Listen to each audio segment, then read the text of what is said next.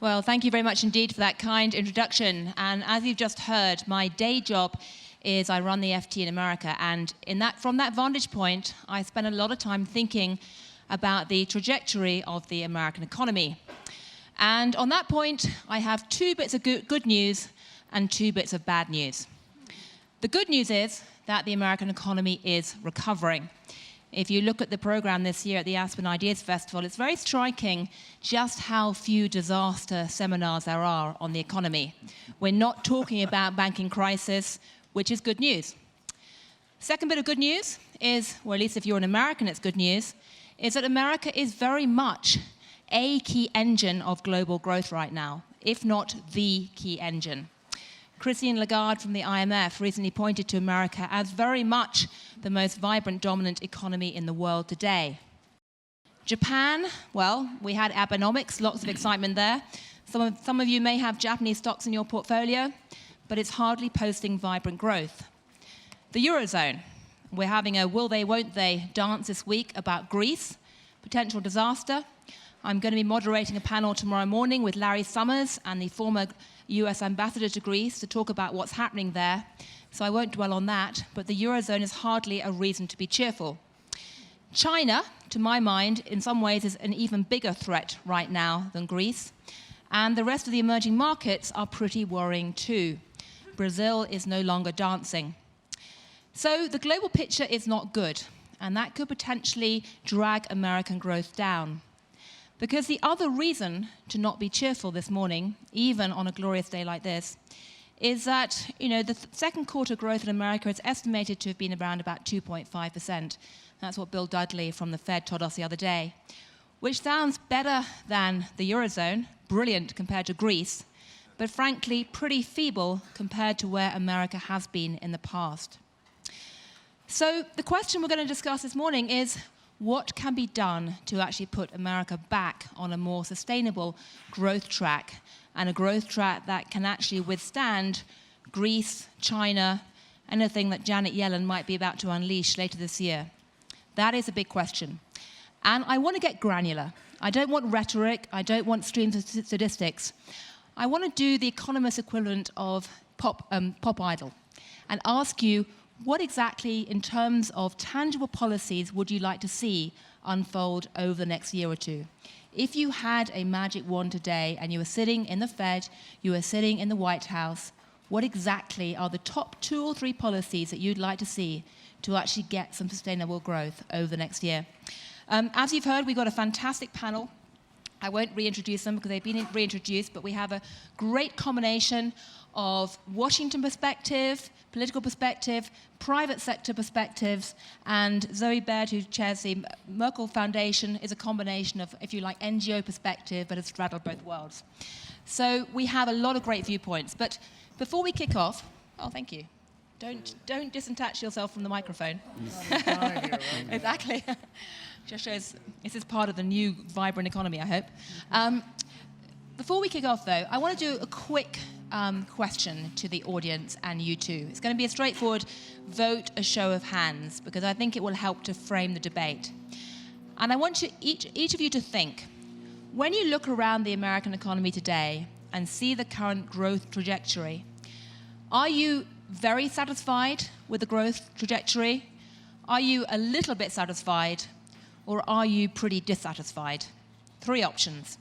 And I'm going to ask you all to vote with a show of hands, including people on the podium. So, who is very satisfied with the trajectory of American growth today? Okay, 1, 2, 3. Don't be shy. 3. The sun is shining. We're in Aspen. Okay, 4. Okay, 4. Who is a little bit satisfied? Okay. And who is dissatisfied? Right.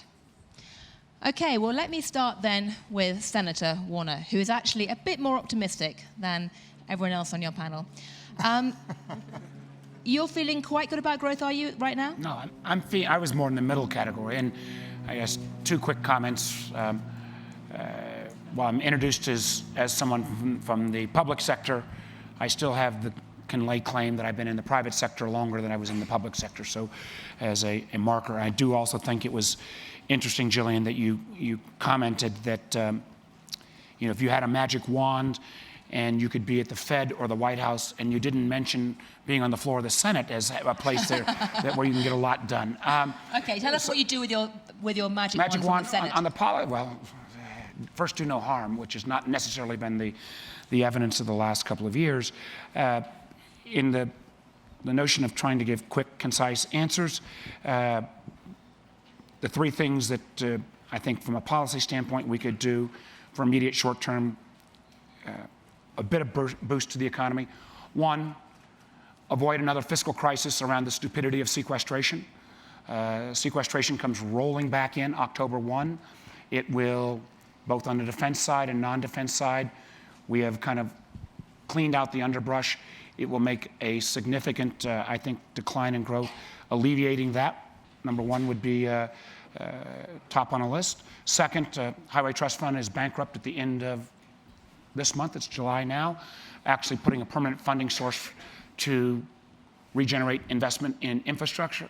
And third is at least start down the path. We can get into more discussion on this on tax reform and allow the north of $2 trillion that is offshore to be repatriated back in a way that could be invested back in the United States. Okay, well, those are three very interesting ideas. So don't have another fiscal crisis.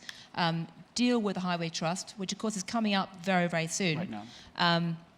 And then start talking about tax reform. What odds would you give to any of those three things actually happening? I actually think there may be an opportunity. You're not going to grapple with sequestration and/or highway trust without some revenue mix. You're only going to get one bite at revenues this year. You also have to deal with entitlements. Obviously, as somebody who is involved with the Simpson Bowles and Gang of Six efforts in the Senate, they come paired. But I would say sequestration and highway trust, I'd put it north of 50-50. Okay, so you're quite optimistic that we won't have another sequestration crisis. That's the good news. And you're quite optimistic that we won't have quite. I'm saying north of 50-50. North of 50-50. I'm not saying I'm not at 80 or 90. I'm in that little satisfied category. Okay. And since we're dealing with an audience that is very alive to the state of business, give us your probability of meaningful tax reform. We can ask the audience if you like instead. We can compare the answers. I think there is some momentum around international that will deal with repatriation. The challenge with doing international on a one-off, which I'm not sure people have thought through, is there is value in doing international, and there's value in staying competitive in a global market. As someone who strongly supported the trade deals, also strongly support the idea that we ought to be actually supporting the financing of those trade deals around the Export-Import Bank. But if you do international on a one-off basis, I'm not sure my colleagues have fully thought through the implication of saying, here's the great news for multinational corporations. We have now, whether the Camp or the Obama proposal, given you a going forward rate at 15 or 19%. But if you're the poor domestic corporation, you're still going to pay 35, or if you're a pass-through, 39. I'm not sure how that will play at home. Right. I must say, one of the things I love about Senator Warner is that you love to get geeky. I love that from the FT, because the FT is all about being a curious geek. But with your technology, private sector background, you know a lot about how the actual minutiae of tax reform actually plays out. And something that, to my mind, is going to be a key test case of the maturity of the political debate in the coming months is whether anyone actually picks up on these incredibly important issues and starts talking about them in public. Well, there are people talking. I'm talking about them in public, and there's a whole something that, again, not wanting to take too much on the front end, so we can get this into a conversation. But the whole framework around tax reform, I think, is fundamentally changing, because while we have talked for a decade about broadening the base and lowering the rates in America, the rest of the world hasn't stayed static. So you're seeing in the rest of the world, particularly the EU, move forward on something called, here's my quiz question. How many of you in this room have heard of Patent Box or Innovation Box? Raise your hand. Okay, the two geeks in the audience. The two geeks in the audience. The four geeks in the audience. The four geeks in the audience. The quick top line on Patent Box and Innovation Box is that Europe has woken up to the idea that in America we still do pretty well around research and high-value jobs. Even if Apple doesn't assemble a product in America, they still do the research here. So now the rest of the industrial world is saying, if we put a patent box or innovation box in place and say, move your intellectual property and a nexus to your research, we will give you a blended rate on any excess profits of not where most of the EU is on their corporate rates in low 20s, but actually the UK is at 10, France is at 8, Ireland will probably come up at 5 or 6. So the game has shifted from America saying competitive, moving from 35 to 28 to 25, sorry about all these numbers, but to where the rest of the world is moving to 12 to 15. Now the reason they're able to do that, and before you say, aha, that's because America's overtaxed, America out of the 34 OECD countries is 32nd in total tax rate. We tax dramatically lower. I'm not saying we should bring in a European model by any means, but our revenue stream is dramatically, dramatically lower than the rest of the world because they all have a different tax structure than us. So more to come if so inclined, but I'm sure I can see people's eyes start to glaze over. I start with this. Well, as I say, it's good to be geeky right now, particularly when it comes to tax policy. These kind of things really, really matter. And Tom, you sit in an interesting position because you run Southern, big utility company, energy company. Tom told me yesterday a fascinating fact about Southern is that if you look at the stock market volatility of Southern amongst the S&P 500, it used to be the second least volatile stock, which was only beaten by the maker of Spam. It's now the least volatile stock in the S&P 500. So 2014. Tom oversees a company which is even more boring than Spam, or even more stable than Spam, to put it positively. There you go. You work in a world where you want to have a stable business climate. Stable is good if you're actually involved in business. You also chair the Atlanta Fed. So you spend a lot of time talking to people like Janet Yellen and people like that about what's happening with the Federal Reserve. Keen to hear from you about whether you think the events in Greece will actually cause the Fed to delay interest rate hikes. But can you tell me first, why are you not so optimistic about the economy and what needs to be done to get it back on a better track? I'm very optimistic about the economy. I just don't think, look, my stuff's out on YouTube and you can Google it up, and if you want to go in depth on my stuff, it's hard to do that in these panels. But one of the things I like to say, and you said you didn't want platitudes, but I'm going to start with one. So many policymakers in America are trying to dumb down American aspirations. I think we can do so much better than what we're doing as a nation in so many ways. And so my role in the Fed, I'm also on the executive committee of the Conference of Chairs at the Big Fed. I chair the Atlanta Fed. I chair Southern Company. I chair for America under the Department of Homeland Security all things related to cyber protection, physical terrorism, and natural disaster response. And now we're trying to knit together coordinated responses in the so-called lifeline sectors. That's telecom, transportation, water, finance, and electricity. And so I kind of have this interesting perspective of knitting together where I think, from a risk and return standpoint, America can do better. It is clear to me, if I get parochial for a minute, that when I think about the families that we are privileged to serve in the Southeast, about 4.5 million customers, 46% of which make less than $40,000 a year. And when I think about this kind of stalled economic recovery, who in the world would have said 2.5% is pretty good? Now, I get that we're interconnected and we have all this malaise in Europe and event risk in Greece and perhaps Russia and perhaps the Middle East and China and everything else going on.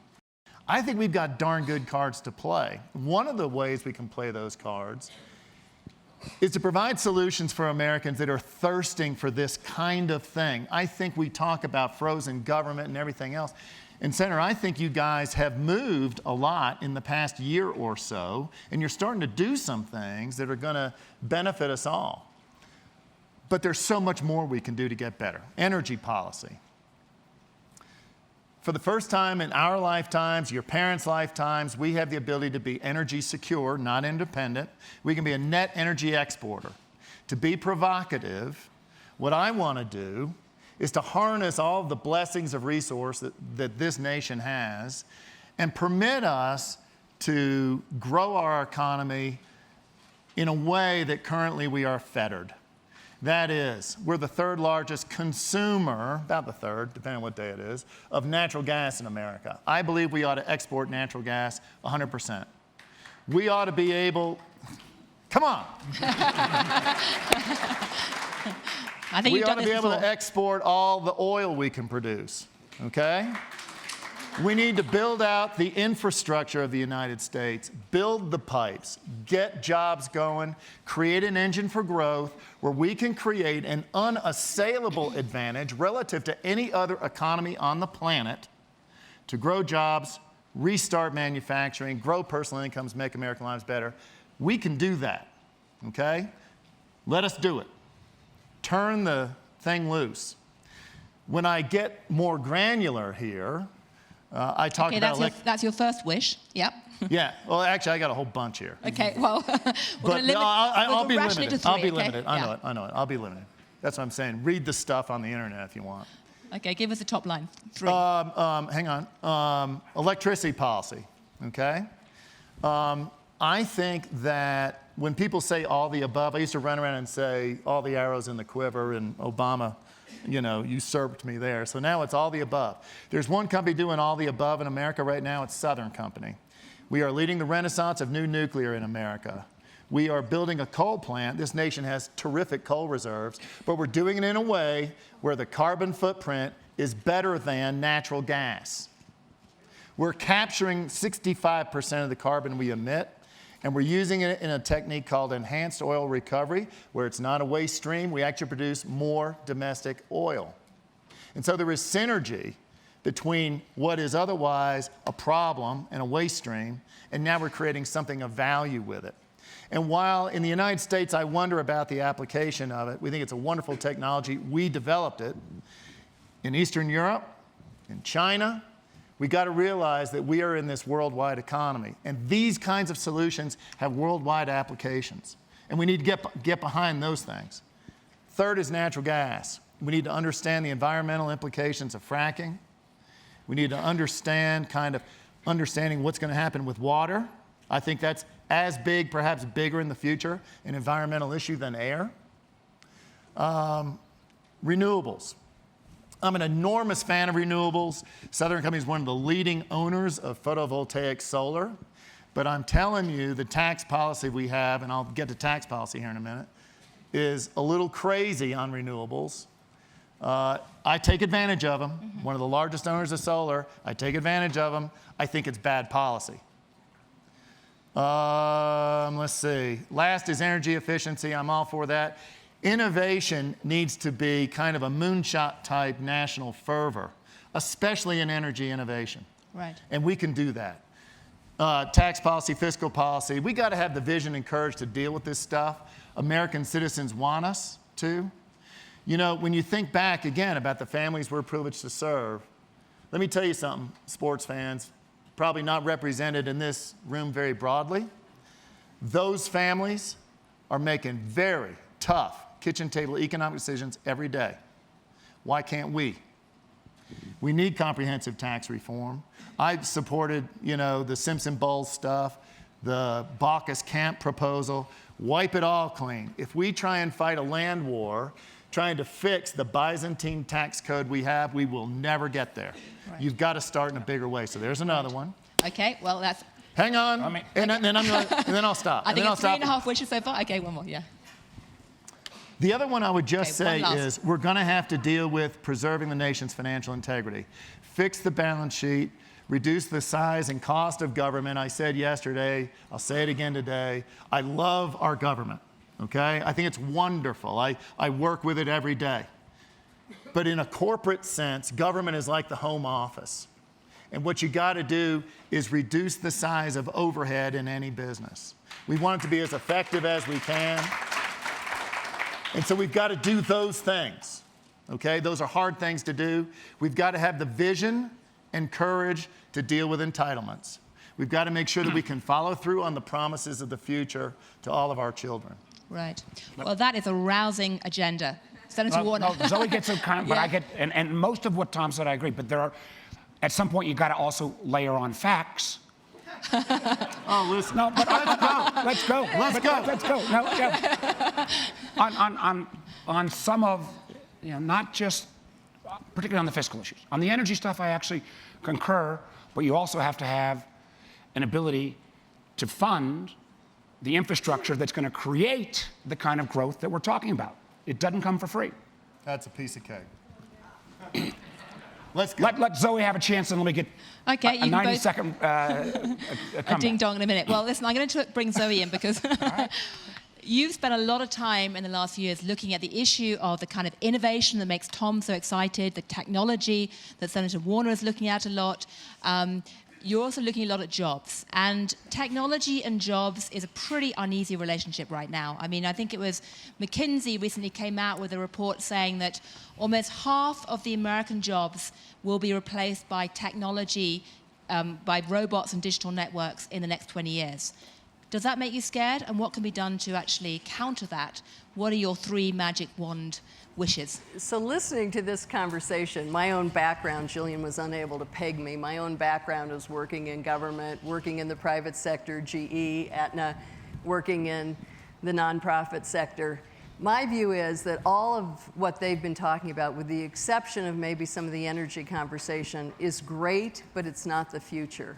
It's all the basic blocking and tackling that America has to do, whether it be something the government has to do or something the private sector has to do. But the future is looking at the fact that technology and globalization have hollowed out Americans' jobs. The reference that was made here is actually to an Oxford report, your countrymen, that McKinsey has done a lot to give legs to, that 47% of American jobs are at risk of being eliminated by technology. And it's our view, and we have this very broad collaboration that Howard Schultz and I chaired of CEOs, technologists, faith-based leaders, community organizers. And we wrote a book called America's Moment, to plug it like the plug for the Google search you might be doing when you leave this room.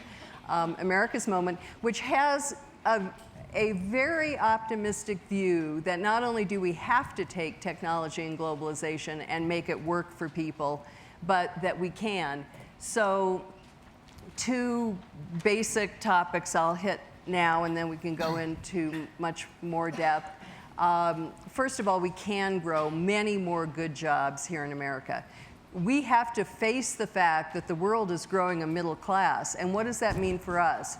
And it's our view that we can scale the export of our services dramatically. We're a service economy. We can teach people, we can provide telemedicine, we can provide education in every field, we can help with construction. And our agenda for exports actually has the AFL-CIO signed onto it, who participated in this book as well. We can use data to enable loans to be given to small businesses because we can understand their markets. If you look at eBay and their capacity to understand the markets every one of those businesses is dealing in and which companies are succeeding and which are not, why shouldn't that be an engine for PayPal to be lending to these people, not just taking in credit? And that's beginning to happen, and there are many examples we can give. Syndication of credit into small businesses. Many examples. This is just beginning to happen. And then really importantly, okay, that's the growing jobs piece, but the other major focus is preparing Americans for the jobs of the future. And here, we need to create a skills-based marketplace for jobs, not a diploma-based marketplace for jobs. Jeffrey Canada, who you know from Waiting for Superman and the Harlem Children's Zone, was a member of our group. And Jeff has an op-ed coming out, I think, on Monday that takes forward some of what we've been talking about, which is, as he puts it, maybe I spoke too soon, that we need to not only pursue a college diploma for Americans, but there are many, many other paths. 70% of Americans for decades have not obtained a college diploma, but they have great skills. So we're working, we announced last week in Phoenix and in Colorado, that we're beginning to build a skills-based marketplace for jobs to see if we can jumpstart this, and we invite everybody in their own communities to be thinking about how do you do that. So LinkedIn's partnering with us, and companies are committing to make transparent the skills that are needed for jobs instead of just the college diploma. I mean, another statistic that is mind-blowing that McKinsey has talked about a lot too, which is that 60% of job postings for executive assistants today require a college diploma, when only 20% of the incumbents in those jobs have one. So we have these blanket diplomas that are keeping people from opportunity. So we're working with the retail sector to develop entire career paths where people can get badges like you do if you're in the military when you achieve something. We're working with IT companies, energy companies, others. And we really feel that all of you have the capacity to turn what you do as employers or as educators into a skills-based marketplace for jobs. Right, so your three magic wishes would be to focus on service sector exports rather than just energy exports or industrial exports, not just widgets, but lots of services too, to think a lot about technology and how that can grow growth, and then try and address a skills gap above all else. Yep. Do you think that's something, though, that the private sector should be looking at, or are you looking to people like Congress, White House, government agencies? I mean, are you doing this because you've simply given up on government to do this for you? I would say that it will happen faster if it's led in the private sector and with communities and nonprofits. Our announcements in Colorado were with Governor Hickenlooper and the Lieutenant Governor, who was here earlier in the week talking here at the Ideas Festival about this, and with the mayor in Phoenix. So government has a part, in part, as Tom Perez will tell you, who was here earlier this week, also Secretary of Labor, they have money to put into things. Let's make sure it goes to the right places. It doesn't do any good to solidify the old industrial model of how we prepare people for jobs or how we develop small businesses. Small businesses are our engine of job growth.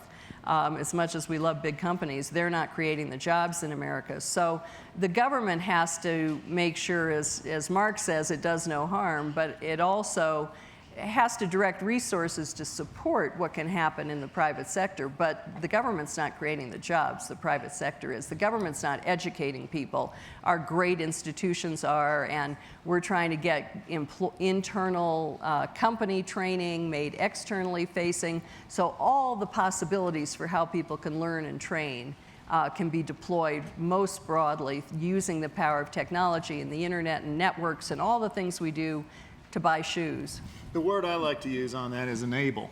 When I think about the pendulum of change that has happened, and it's completely understandable, it's completely rational, following kind of the blow up around the year 2000, right? The dot-com craze and the recent blow up we had here recently, right? I understand that we've had a lot more regulation, a lot more kind of overreach, but it's time to swing it back. And what the government needs to do, they have some very important roles to play. I could spell those out later if you want. But what they really need to do is clear the playing field and let the private sector grow, especially small business. Would you agree? I would, a couple of points. One, my background, for those who didn't know, was I was in the wireless industry, co-founder of Nextel. Also makes me the only politician that says, even when you're speaking, leave your cell phones on. Doesn't bother me at all, enormous upside in technology, enormous upside in innovation. Just a couple of, again, data points. I actually, on most of Tom's energy approach, I agree. One of the fastest growth points in our economy in the last decade has been the tremendous energy growth. Nobody would have thought that America could have been energy sustainable and an exporter a decade ago. And I know we're at Aspen, but another point that Tom made is, even with the carbon rules in place, America's still going to have 31% of its fuel generated by coal. So how you use coal cleaner has got to be part of the mix on, even as we wrestle with the challenge around climate change. Right. So there are things around export that are commodities that actually oil export will lower the price of gasoline. Mm-hmm. But there's got to be some trade here, I believe, in terms of how the industry also helps us meet some of our needs. Where I would potentially differ, and it's an easy applause line about bringing down government overhead. When I was governor of Virginia, we were named best managed state in the whole country. We were named best state for business. I've walked that walk. I do find, and Tom, I think, is true to his word, but when we found, as somebody who was the driving force behind trying to get Simpson-Bowles implemented in the Senate, the rubber hit the road when it moved past the CEO suite down to the CFO suite, and they said, well, actually, we don't want to give up this tax expenditure. We don't want to wipe it clean. You know, we want to keep ours, but go after the others. It will require a major kind of blowing up of the tax code, because we're going to be chasing, again, you got to have some data here. For every point you lower the corporate rate, revenue neutral, not raising more money, revenue neutral, $100 billion. Lower at 10 points, $1 trillion, over 10 in terms of eliminating tax expenditures. I think that's what we need to do. We need to be, I actually believe we need to be even lower than 28 or 25, but it's going to take, you know, a dramatic transition. Last point on the government piece, then I want to raise one quick point on kind of how we go forward. Our current business plan for America, which is a budget, for every dollar you send Washington, 18 cents goes into everything in the domestic discretionary bucket. So that's all your environmental, that's all your energy, but it's also all your education. And I love what we do in the private, or the public, or the private sector NGOs on education. I'm a big advocate for that. A personal foundation does this. But the Commonwealth of Virginia spends more in 2 years on public education than the whole Gates Foundation has as their corpus. So if the NGOs can move the battleship, but ultimately it is still public dollars that drive most of our education. It's also all our infrastructure and R&D. The current business plan that the Congress, I didn't vote for, the Congress adopted, would cut domestic discretionary over the next decade from 18 cents to 9 cents. Put on your business hat. Don't be a politician, put on your business hat. I was a venture capitalist after I started Nextel. Would you ever invest in an enterprise that spent less than 10% of its revenues on its workforce, plant and equipment, and staying ahead of the competition? Which for government is education, infrastructure, and R&D.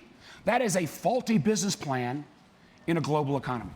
So yes, we got to get it right. Yes, we got to take on entitlements. But yes, you've also got to pay for what we're doing as opposed to simply borrowing from the next generation, which I think is the greatest travesty taking place. For people of my age, we're taking away from the millennial generation, which now at 83 million have bumped off the baby boomers as the top. And there's a whole host of questions. I do think different approaches in terms of credentialing. One of the areas that I've been working on recently, we talked with Gillian yesterday, did a little seminar here yesterday afternoon on, was the whole notion of the sharing or on-demand or gig economy. Lots of folks coming into this, particularly millennials, different revenue sources. You know, the Uber driver and rents out the home Airbnb and does an IT consultancy, works on something else. Great opportunity.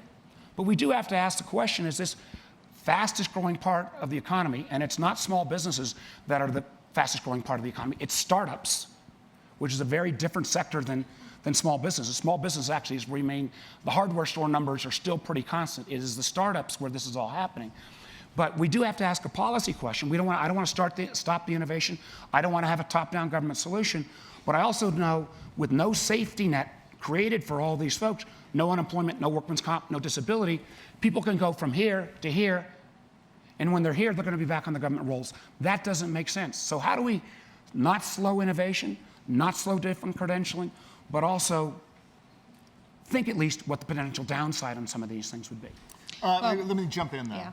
So I sat in the room at the Business Roundtable. I'm a member of the Business Roundtable and the Tax Committee, and we talked through the specific memory I'm going to give you is Baucus Camp. And there were people in there that would have been disadvantaged by Baucus Camp, but out of a sense of patriotism, people around that table said, this is the right thing for America.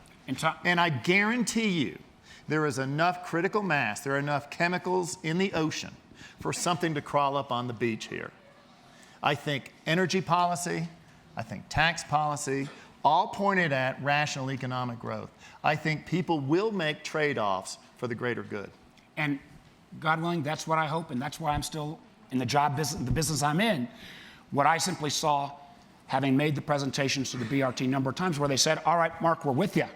Saxby Chambliss and I, my great Republican senator from Georgia, we came in, we're with you. We would then get down and make the same presentation to the CFOs, and they would say, Well, we actually won't agree to tax reform on a revenue neutral basis.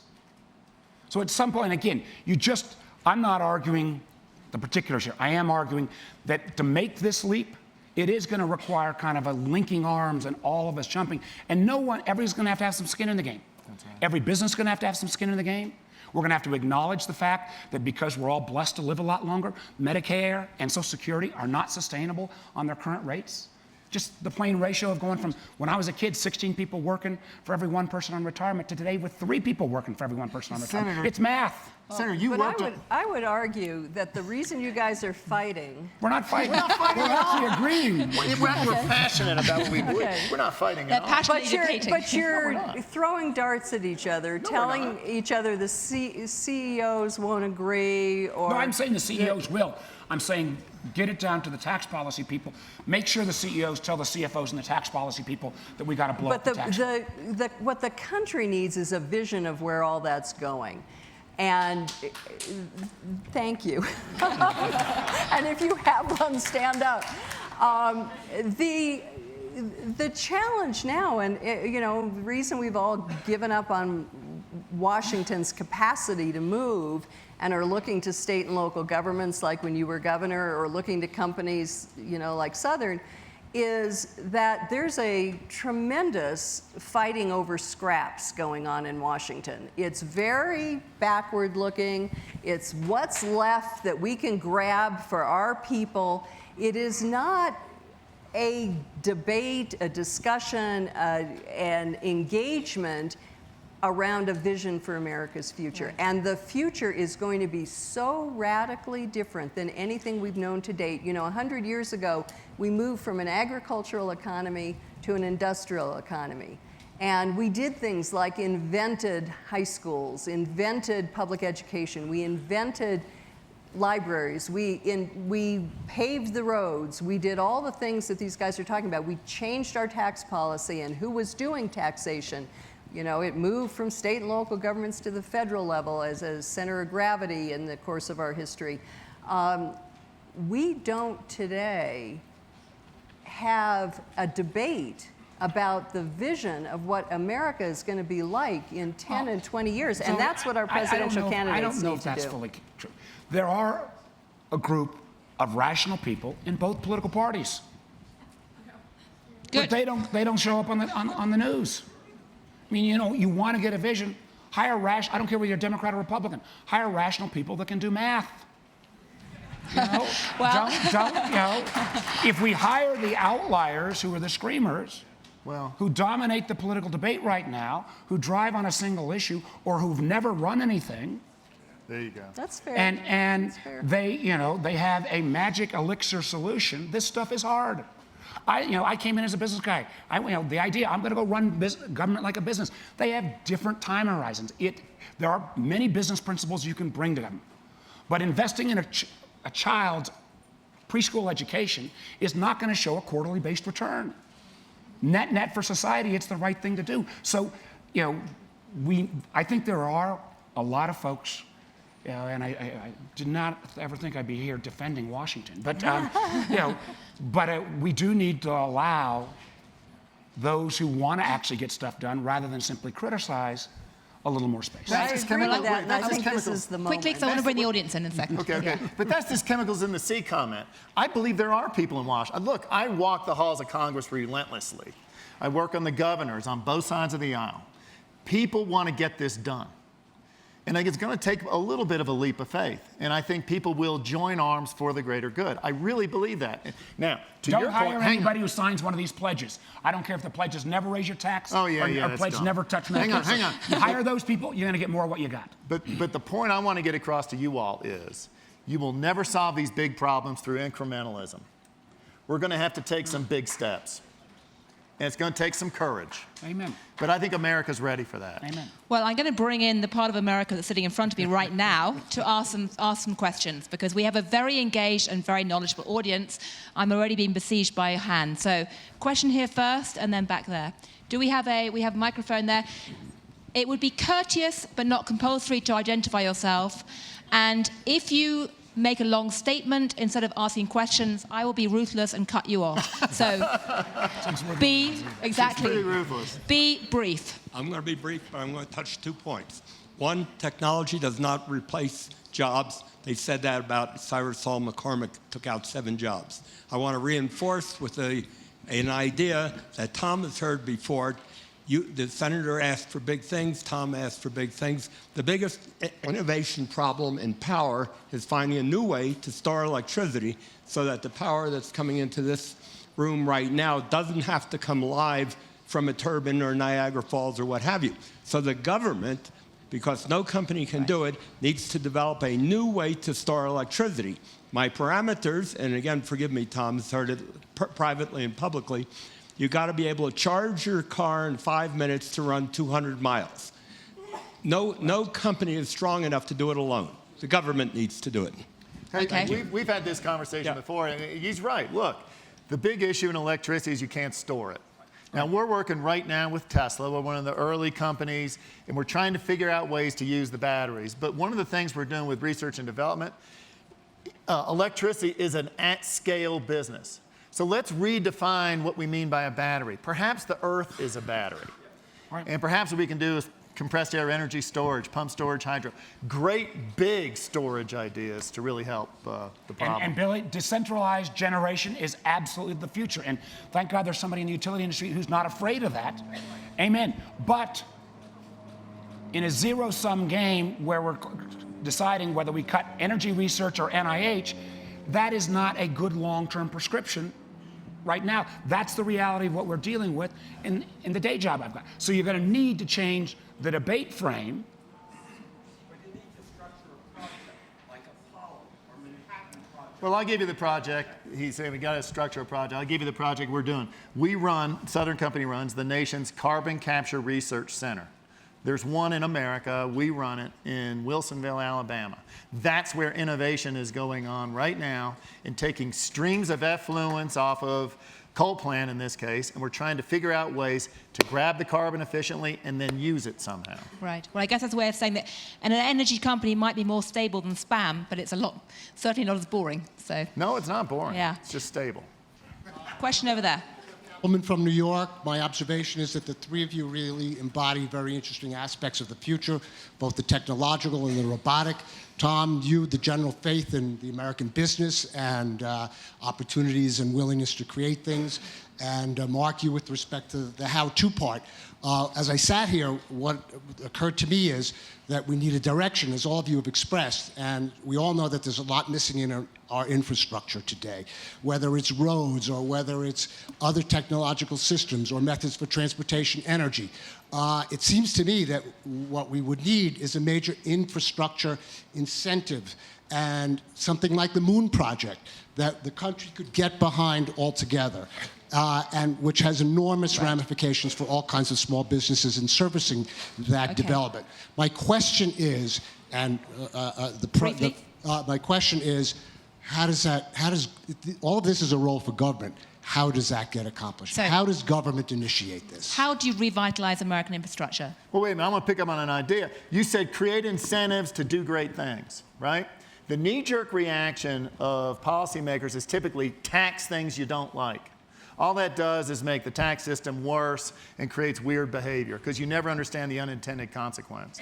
I think one of the most important roles, and we've all agreed on this, for government to play is to fund research and development, to do public-private collaborations and solve big problems. X-Prize kind of stuff sponsored by the United States government is great stuff. Hey, one more comment, and you got to follow up, is one of the things, I have a little bit of a math background. Everybody familiar with chaos theory?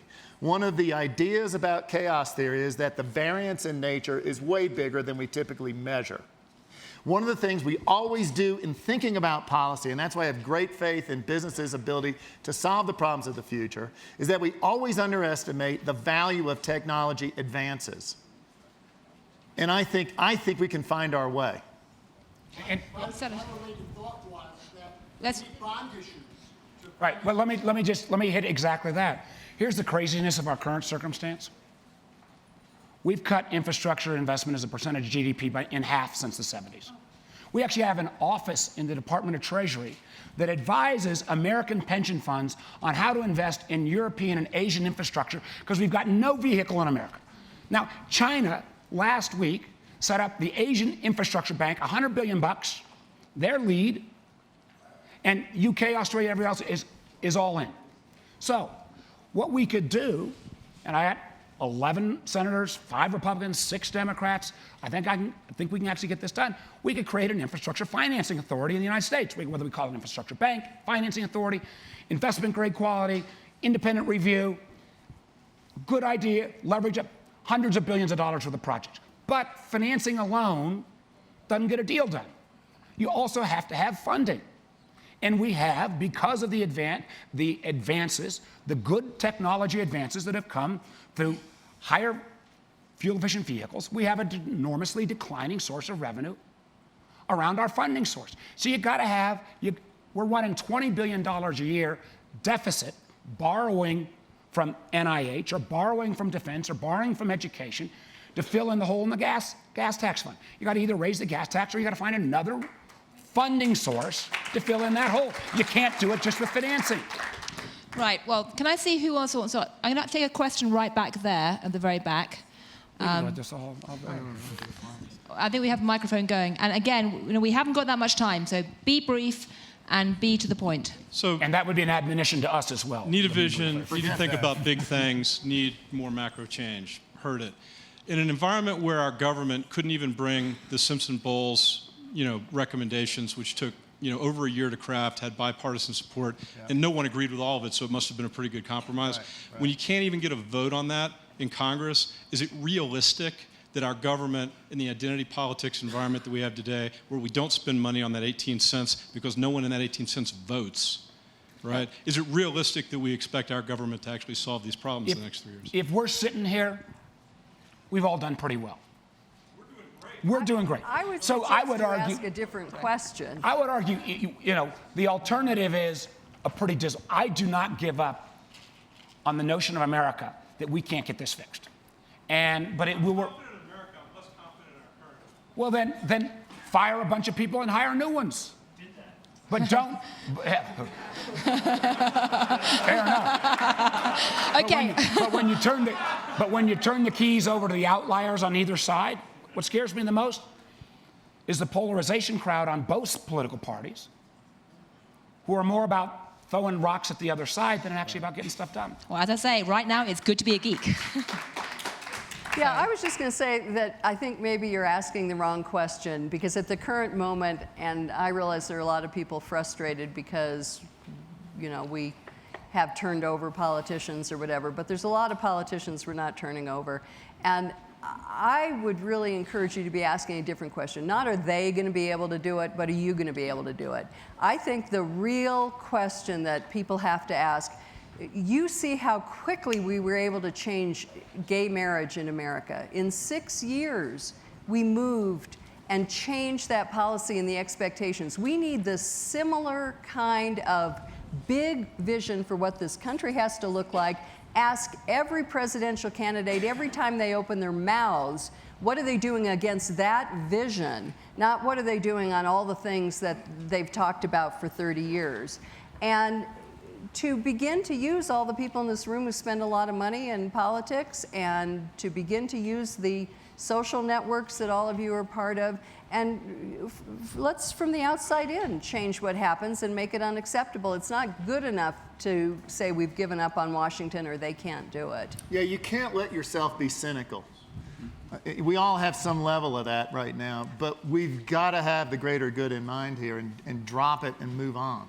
Right, well, I'm going to switch the side of the room because I don't want to be accused of being too biased to right or left. There's a question over here. Do you dare comment on the presidential elections that are coming? Where is the leader? Who is the leader that could take us where we need to go? That's you. Well, at this point, I could do some more crowdsourcing and take a vote. Yeah, crowdsourcing. Right. Yeah. Who would like to say who is a leader who's going to take us? I'll start by saying that I think it's early days. So I think that you can't punt. No, but I mean, there are going to be plenty of candidates out there, And do they understand, and are they talking about what they ought to be talking about? And I think it's up to all of us to say that it is unacceptable to only be fighting over whether the problem is inequality or mobility. The issue is, what are you going to do to make sure that we can grow more good jobs in a global economy? What are you going to do to make sure that we can prepare people for the jobs of the future? And to be looking for new solutions, because infrastructure is essential, but it's a basic. Every single person will, you should expect to have a plan that will rehabilitate America's infrastructure and build out the technology infrastructure we need to compete in the world in the future. Well, those are the basics, but you got to ask for a lot more than that. Well, that is a very tactful answer. I'd like to ask Tom, who is your money on? No, I'm not doing that. This is the first time you've been shy. No, it's actually not, because let me tell you something, and this is something we believe to our core. We don't pick sides at Southern Company. We have to play both sides of the aisle. We've got to work with everybody to bring them together to create solutions. So I don't pitch Southern Company as a Republican company or a Democrat company. We support both. What we support is good policy, okay? And here's my view. I think there are plenty of good candidates out there. It's amazing on the Republican side, you have, this seeming endless stream Who's not of people. running for president? Yeah, raise your hand. I think there's plenty of people there. Of course, lay aside kind of people on the fringes. And if you hear the conventional wisdom on the talk shows, I think the conventional wisdom is generally right. The unfortunate thing about the primary process, it makes people run to the fringes, and what people want to do in the general is run to the middle. We got to get back in the middle. And so, to the extent candidates have the courage to say that I have a North Star, that I'm going to go to the middle, even during the primary process, and solve the big problems, get rid of the litmus test votes and all the craziness that gets involved in that, and really stay focused on these big issues, I think those are the people who emerge as leaders of the enterprise. I'm going to quote Mark Warner for you, because I heard Mark say something last night that's really important. And I don't know if you're going to say it again. Go ahead, you say it. Okay, So Mark said, it's not about right or left, it's about the past and the future. And I think that's really important. I think I support Hillary. But what I'd like to see in this campaign is honest truth about our balance sheet. I'd like to see a comprehensive energy policy that does have all of the above in a way that recognizes the real threat of climate change. I'd like someone to understand that the whole nature of work is fundamentally changing, and the 20th century definitions don't work in the 21st century. And I'd like to have the notion that low and moderate income workers, and I think there's some ideas that have floated around here and elsewhere that is going to need a governmental push, and not simply B Corps and double social bottom line, that gives low and moderate income workers some sense that capitalism is going to work for them. I think the focus on short-term, quarterly driven capitalism is going to destroy capitalism. And we need a capitalism that actually works for the 21st century for low and moderate income workers that have that upward economic mobility. And I think that is absolutely possible. And we did it in the 20th century, and we can do it in a technology-driven 21st century, but it's going to require breaking some glass. Define energy policy. Define energy policy by a balance of clean, safe, reliable, and affordable energy for the benefit of the customers that we serve. Don't define it by a single point of view on a single issue. Well, that seems like a good note to pause there. I mean, I found this discussion fascinating. Personally, I have three big takeaways. Firstly, that talking about economics with a group like this can be fun. Doesn't have to be all about boring numbers. Secondly, that there are a lot of fantastic ideas floating around, a very mixed bag of ideas about what can be done to revitalize the American economy. Far from convinced that these ideas are going to be on the campaign trail, but they should be. Third, perhaps most encouraging point of all, is that we've now spent an entire hour talking about revitalizing the American economy, talking about how to get growth, and not once has anybody asked a question about the Fed or about the banks. And that, to my mind, is real progress. So thank you all very much indeed, and best of luck sorting it out.